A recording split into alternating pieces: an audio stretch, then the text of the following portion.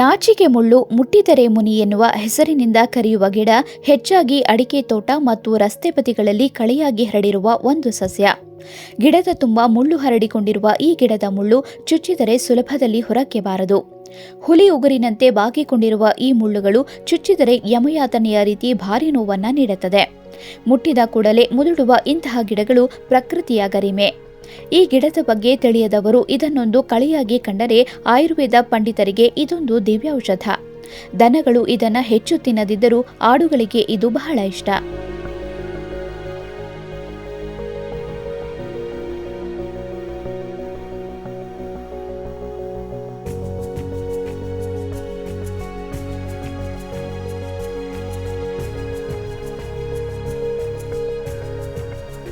ಯಾಕಾಗಿ ಈ ಗಿಡ ಮುಟ್ಟಿದರೆ ಮುದುಡಿಕೊಳ್ಳುತ್ತದೆ ಎನ್ನುವುದಕ್ಕೆ ಹಲವು ಕಾರಣಗಳಿವೆ. ಅತಿ ಹೆಚ್ಚಿನ ಪ್ರಮಾಣದ ಸೂಕ್ಷ್ಮ ಸಂವೇದನೆಯು ಈ ಗಿಡಕ್ಕಿದೆ.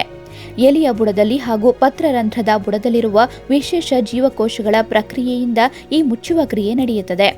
ಗಿಡದ ಯಾವ ಭಾಗವನ್ನ ಮುಟ್ಟುತ್ತೇವೆಯೋ ಆ ಭಾಗದ ನೀರು ಗಿಡದೊಳಗೆ ಹೊರಹಾರಿಸಲ್ಪಟ್ಟು ಆ ಜಾಗ ಬರಿದಾದಾಗ ಕೂಡಲೇ ಎಲೆಗಳು ಮುದುಡಿಕೊಳ್ಳುತ್ತದೆ ಅಥವಾ ಮಡಚಿಕೊಳ್ಳುತ್ತದೆ.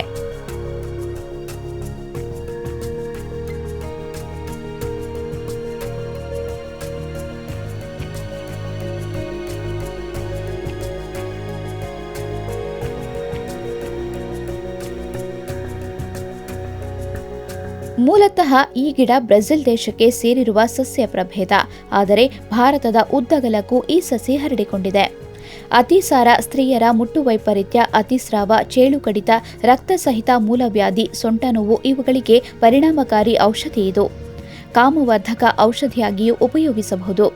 ಅಧಿಕ ಮಾಸಿಕ ರಕ್ತಸ್ರಾವ, ಮುಟ್ಟಾಗುವ ಅಧಿಕ ರಕ್ತಸ್ರಾವ ಅಥವಾ ತಿಂಗಳಲ್ಲಿ 2 ರಿಂದ 3 ಸಲ ಋತುಸ್ರಾವ ಆಗುವವರು ಇದರ ಬೇರು ಸಹಿತ ಗಿಡವನ್ನು ಅರೆದು ರಸ ತೆಗೆದು ದಿನಕ್ಕೊಂದು ಸಲ 1 ವಾರ ಕುಡಿಯಬೇಕು ಅಥವಾ ಕಷಾಯ ಮಾಡಿ ದಿನಕ್ಕೆ 2 ಸಲ ಕುಡಿದರೆ ಅಧಿಕ ರಕ್ತಸ್ರಾವ ನಿಲ್ಲುವುದು.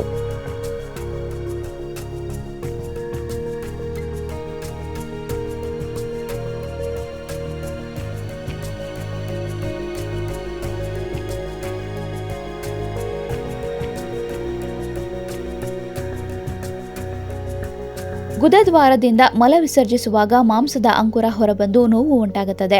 ಕೆಲವೊಮ್ಮೆ ರಕ್ತಸ್ರಾವವೂ ಆಗುತ್ತದೆ. ನಾಚಿಕೆ ಮುಳ್ಳನ್ನ ಬೇರು ಸಹಿತ ತುಂಡು ಮಾಡಿ ಕಷಾಯ ಮಾಡಿ 1 ವಾರ ಕುಡಿಯುವ ಮೂಲಕ ರಕ್ತಸ್ರಾವ ಹಾಗೂ ನೋವು ಕಡಿಮೆಯಾಗುವುದು.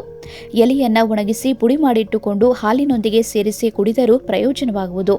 ಇಷ್ಟೆಲ್ಲ ಔಷಧಿಯ ಗುಣಗಳನ್ನು ಹೊಂದಿರುವ ಈ ನಾಚಿಕೆ ಮುಳ್ಳಿನ ಮಹತ್ವ ತಿಳಿದವರು ವಿರಳ.